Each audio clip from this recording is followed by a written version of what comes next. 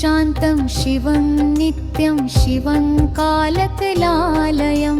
त्रिनेत्रं चन्द्रशेखरं भस्माङ्गरागधारिणं शरणं ते गह्वरान्तस्थं शरणं ते तपस्विनं शरणं ते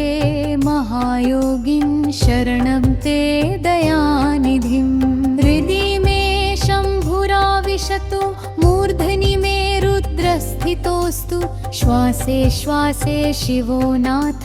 सर्वतः पर्वतेश्वरः जटाजूटविलोलं तं गङ्गाधरं महेश्वरं नादब्रह्मस्वरूपं च डमरुध्वनिपावनं त्वं मे चिन्तनयोग्यस्यात् त्वं मे हृदयविभूषणं त्वं मे जीवनसारोऽसि त्वं मे मार्गप्रदीपकः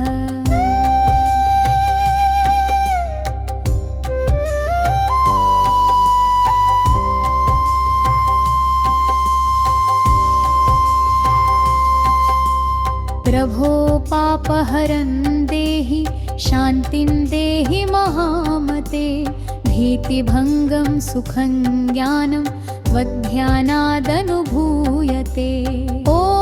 रुद्राय नमस्तुभ्यं ॐ शङ्कराय नमो नमः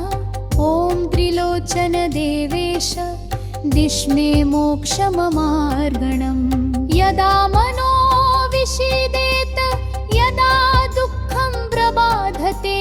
तदा शिव इति नामोच्चार सर्वं क्लेशं निवारयेत् हो शम्भो करुणाकर अनुग्रहं कुरु मे सदा त्वदीयं स्मरणं नित्यं सर्वार्थसिद्धिदायकम् ॐ नमः शिवाय ॐ